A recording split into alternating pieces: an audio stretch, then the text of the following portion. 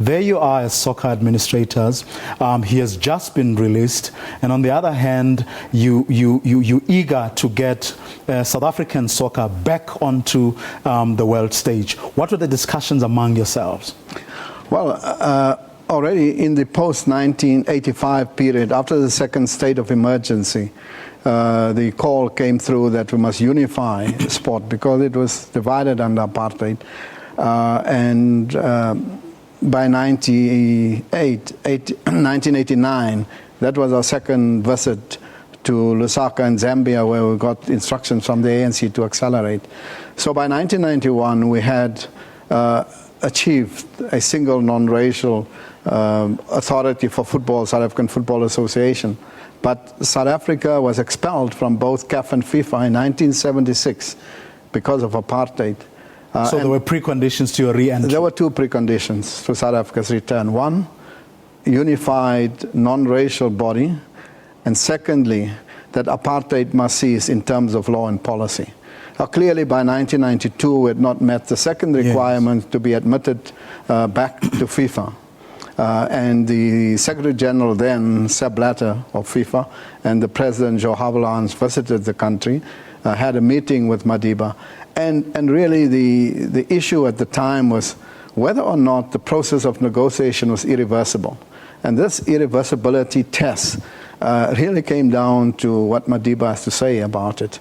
They came, had a meeting with Madiba, and Madiba made it clear to them that this process will lead to democratic, non-racial and non-sexist South Africa. There would be democratic elections, and they accepted that. So purely on the basis of what Madiba said, they decided South African soccer is back within FIFA. Yeah, in 1992. Incredible, isn't it, that, I mean, one man, in spite of what FIFA statutes say, they could take the word of one man. Yeah, say, if he says it, then it's definitely going to happen. Yeah. They went back to tell the Congress this is a position. Mandela says so, and therefore it is so. And this is the word, the incredible value, the integrity that Madiba carries. And if he says something, the world accepted it is so, it's going to be so. And this was 2 years ahead of the actual elections. But Madiba said the process is irreversible. We're going to have a non-racial democratic South Africa. Apartheid is going to be wiped off the statute of South Africa. And South Africa became a member of FIFA in 1992. Now, before I get to what was perhaps the greatest moment of South African soccer, winning the rights to host the World Cup, in the intervening years, now that's prior to that, South African soccer continued to have problems. And Madiba's role in resolving some of the intricate problems that you had? Well, Madiba is a unifier, but Madiba is also very strong and firm, particularly when it comes to principles and policies. The first, of course, that he helped South African football was in 1996. The 1996 African Cup of Nations was really awarded to Kenya, but because Kenya could not be ready in time, they asked SAFA to take over the hosting, and we did. Stix Morewa was then leading SAFA. And to the surprise of all of us, the team was in the final, and Madiba came to address that team, Neil Toby, Lucas Hadebe, of course, Clive Barker, the coach, and the team won.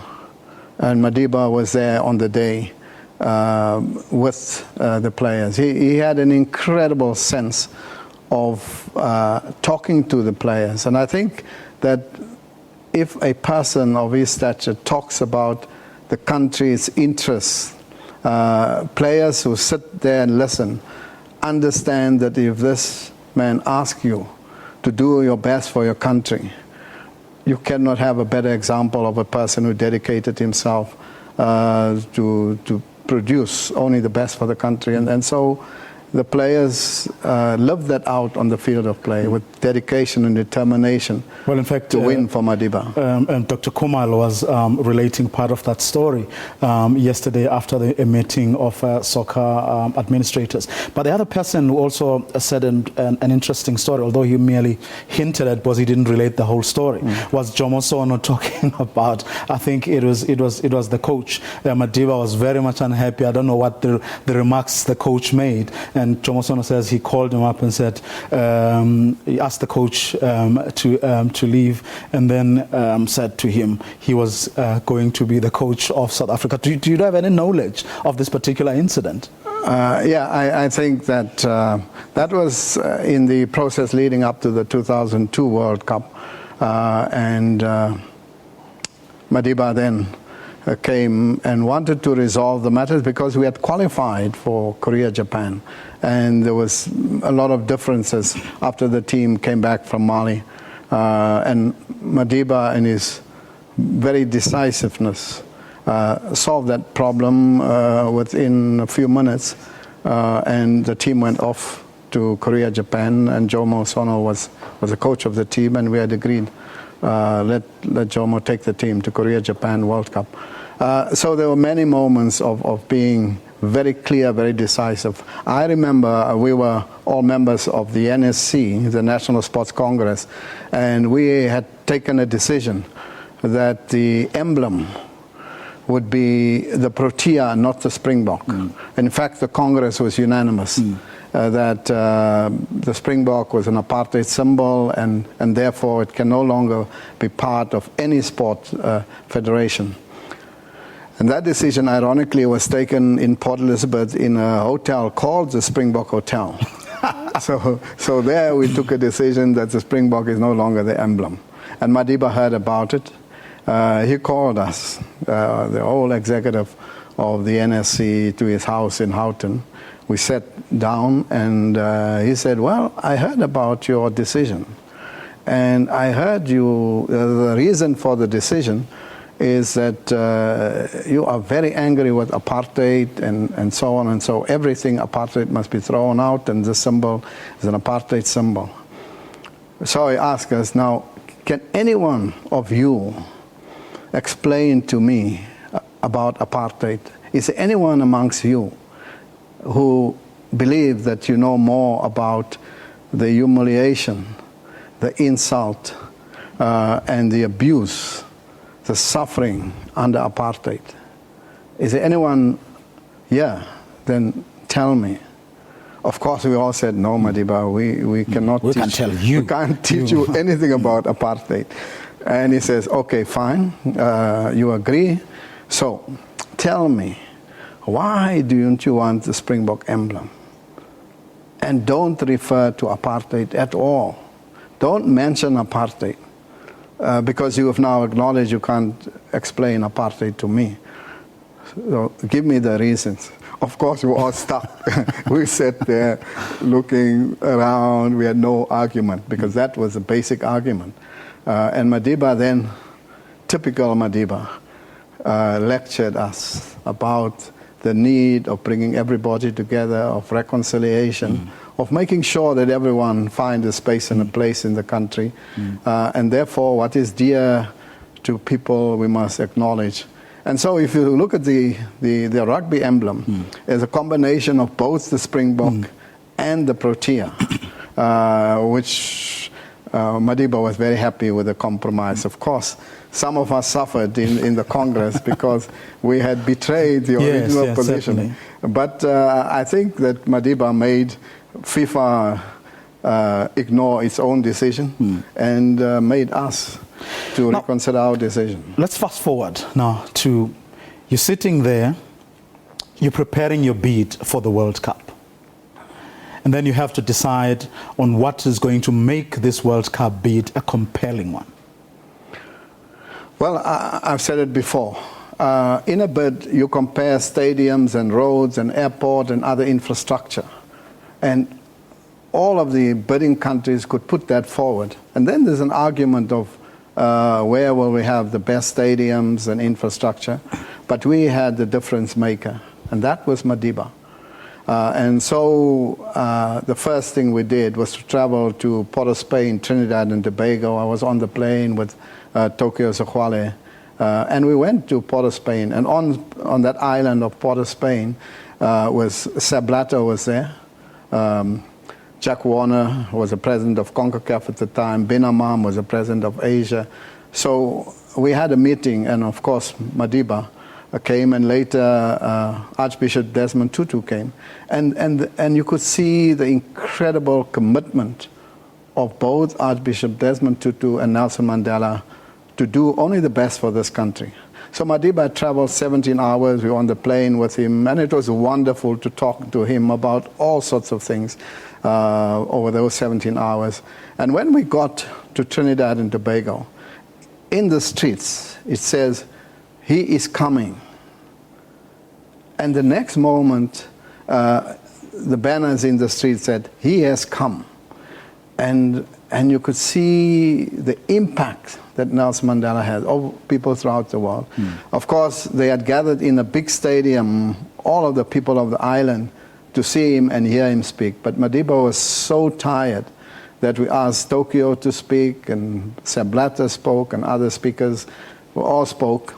And then we said to Madiba, "Madiba, just stand up and say, 'Hello, I love you. Hello, I love you.'" And then you can sit down, because he was tired. And he got up and said, "Hello, I love you. Hello, I love you." And when the people left that stadium, they were just chanting, "Hello, I love you. Hello, I love you." And I said to Tokyo, "You see, you spoke for 45 minutes. They said nothing about your speech." Madiba just had 2 lines, and everybody is chanting it. And I think on that island, we understood the impact and the commitment that Blatter and the other presidents made. Of course, on that island, the doctor of Madiba also said that, by the way, this is his last trip. He's not going anymore. And we had coffee, and Madiba said to me, he had forgotten what the doctor said. He said, "Danny, when are we going to Zurich?" And Zelda interjected to say, "Madiba, you're not going to Zurich. This is your last trip. This is your last trip." And he said to Zelda, "Could you get some coffee for us?" And Zelda went into the kitchen, and he asked again, "Danny, when are we going to Zurich?" And Zelda shouts from the kitchen, "Madiba, I've heard you, you can't go to Zurich." But he went to Zurich. And that is incredible commitment. Of course, President Thabo Mbeki was there asking him to go. F.W. de Klerk was there. Archbishop Desmond Tutu was there. And so in the final presentation, we had probably the most powerful lineup ever in presenting a final bid. And of course, Madiba was there when we received the right to host 2010. And Madiba said, "I feel like a 15-year-old boy." And then he said what shocked us all. "I think now I'm ready for my grave." And we said, "No, Madiba, no." But it was an incredible moment, and you could see the sheer joy on his face. That something that he talked about in Robben Island, they never saw a World Cup, they could only listen to the radio, and now his own country will host the Football World Cup. And he was a major part of the success of that campaign, and we'll be eternally grateful for his sacrifices and commitment to help us to win the right to host the World Cup. Lastly, we've run out of time. What do you think his legacy will be? Will soccer be the same without that force? Well, I think we must live in Madiba's teachings, his principles, and his hope. If you look at his life, there is this song said, "To dream the impossible dream." Madiba's life is not about taking easy options. Is to pursue that which everyone believed was impossible.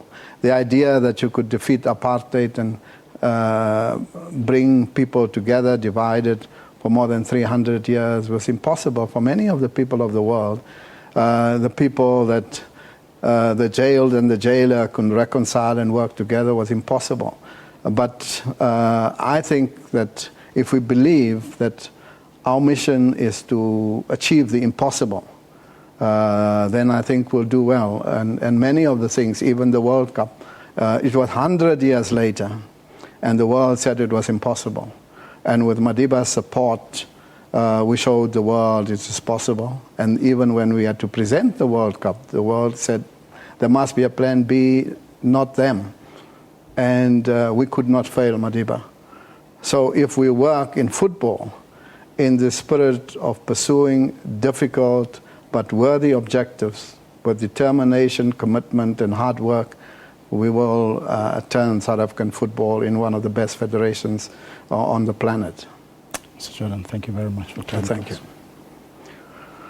Well, Mr. Jordaan, another South African hero has passed on, Baby Jake Matlala. Yes, it was another sad and shocking moment for South African sport. We lost a heavyweight in Nelson Mandela, and we lost another world champion in Baby Jake Matlala. He was a courageous South African. Notwithstanding his size, I think he has touched the hearts and will ever be in our memory for many, many years to come. And his courage, his commitment, and his dedication, not just to boxing, but supporting, and whether it was the AIDS project and many other community projects, Baby Jake was there. And we used him also in the World Cup, giving us support. So he was a true South African. We lost two great South Africans and two great boxers, fighters of this nation. Do you remember meeting Baby Jake for the first time?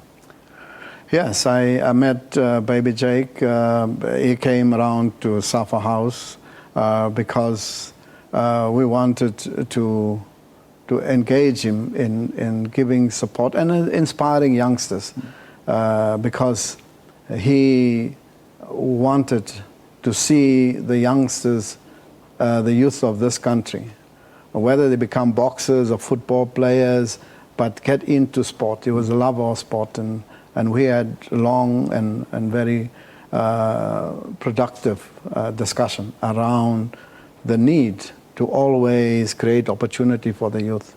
And so it's a sad loss and a big loss for this country. He has really placed boxing on the map of the world.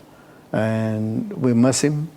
And we say to his family as well, on behalf of South African Football Association and our entire executive, we love you, we'll miss you, and we feel for your family. Sad loss indeed. Thank you.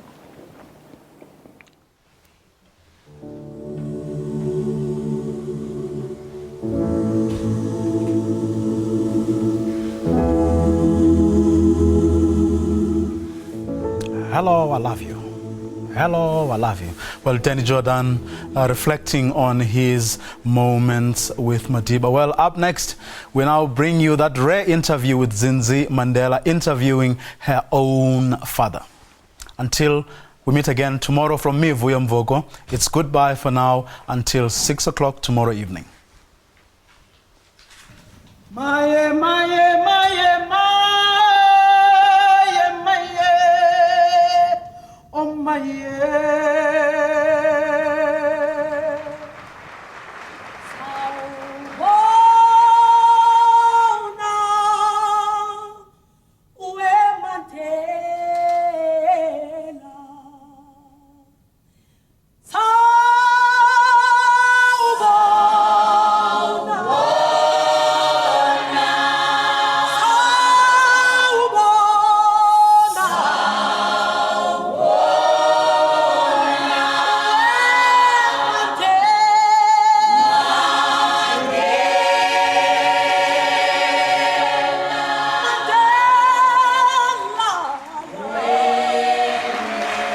The Mandela portrait is by the South African composer Michael Hankinson. And this work features a collection of some of your most